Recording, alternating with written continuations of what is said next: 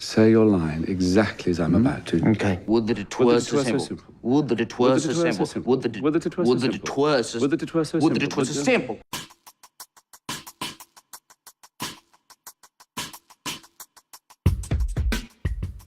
In my second video of the Art of the Trailer series, I talked about how trailers used a 3-act structure to set up their story, the conflict, and then finalize the last 20 to 30 seconds with a montage sequence.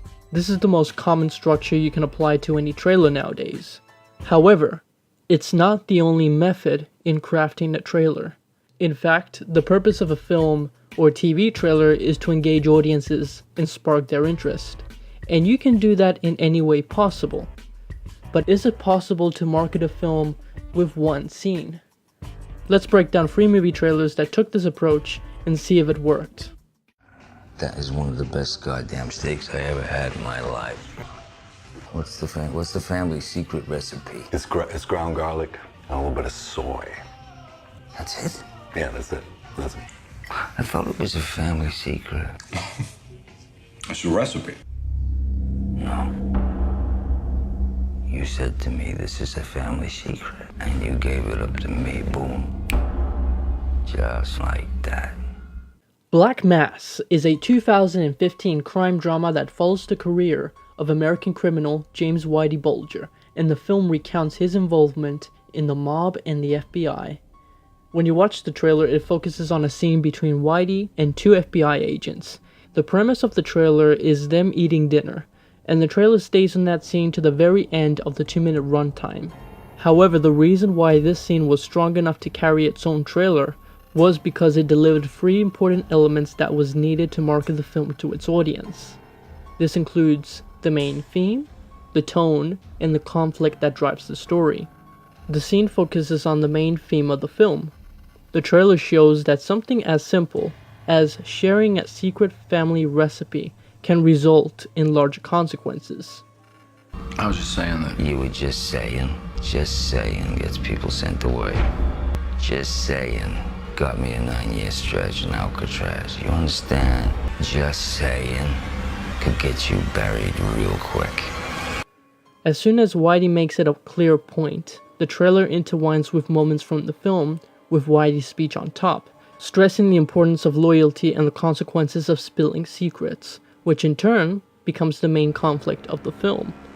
What gives this trailer a dramatic and threatening tone is the rising crescendo of the strings in the background alongside Whitey's threat towards the FBI agent.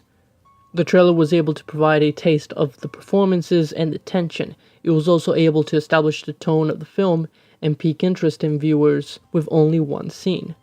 It was pretty refreshing to see a trailer that didn't spoil any plot points or story and was able to intrigue me with just one scene. Unfortunately, when watching the film, the impact of the scene loses its weight, since I've already seen it in the trailer and I knew how the trailer ended. One thing that would have made this trailer better and not ruin that experience was to cut out the last 20 seconds of the scene that shows this threat was a joke.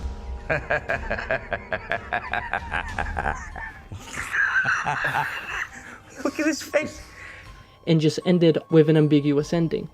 A cliffhanger. Just like that. When using a scene to carry the trailer of a film, especially with a thriller, crime, or horror, it would need the similar requirements of Black Mass. It has to be a scene that establishes the tone of the film, the main theme of the film, and the conflict of the story. Apart from that, the trailer did its job. It was short, spoiler-free, it was intriguing, tense, and straight to the point.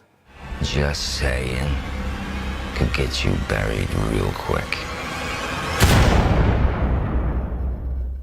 In some cases, you might want to establish the themes, the conflict, and the tone in a one-scene trailer. Other times, you don't have to. No show, which is simply a bore. But I'll partner you in bridge. Ha! Would that it were so simple. Cut. 27 Apple, take 2. For me, the second trailer of the 2016 film Hail Caesar was the best trailer out of all of their marketing. Since the other trailers mismarketed the plot of the film, it was marketed to audiences as a Big Lebowski story, but taking place during 1950s Hollywood, when instead the film was more about the aesthetic of 1950s Hollywood and revisiting 1950s cinema with a very loose plot. Well, it was so simple. The second trailer for Hail Caesar does not establish the characters, the conflict, or the story, but instead it captures the light-hearted tone the film has, and it just spends 2 minutes on that. Would that it were so simple, trippingly. Would that it were so simple, trippingly. No, don't say trippingly, say the line trippingly. It brings a funny scene from the film to audiences and gives them a taste of its comedy. During the final 20 seconds of the trailer, the montage begins with a collection of footage from the film, including dancing, submarines, and other crazy moments within the film. Would that it were so simple.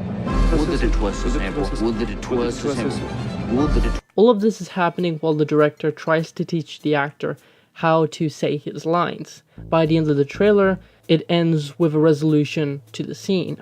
It's complicated. The trailer creates this feeling of randomness and frustration alongside its lighthearted comedy without telling the story or revealing plot information, which is great. Unfortunately, the comedy in the scene does not carry that much of an impact in the film after watching this trailer. Compared to the other trailers from Hail Caesar that rely on crafting a synopsis out of a film with a loose story, this trailer does deliver on capturing its tone and comedy. It's complicated. A film trailer that just delivers on its tone and message can also be done without spoiling any plot details. I need you to run a plate. Flash is the fastest guy in there. He can run the plate like that. They're all sloths? The first 15 seconds sets up a situation where our protagonist, Judy Hopps, has to find a license plate. This is later followed by a 2-minute scene where Hopps and Wilde go and find the information on that license plate. Throughout the trailer, it sets up a buddy cop dynamic between Hopps and Wilde and establishes their distinct personalities. Hopps is energetic and impatient. On the other hand, Wilde is charismatic and cheeky. 0. 3. Hey, Flash, want to hear a joke? No! The tone of the film is family friendly and is targeted towards a young demographic. However, with this scene, the film does offer an entertaining experience for adults and parents. The film has been known to use metaphors and analogies to tackle mature subjects and social and racial topics. With the trailer, the decision was made to market one particular scene with an inside joke for the parents. The joke being that the scene takes place at a government agency which is known for being slow.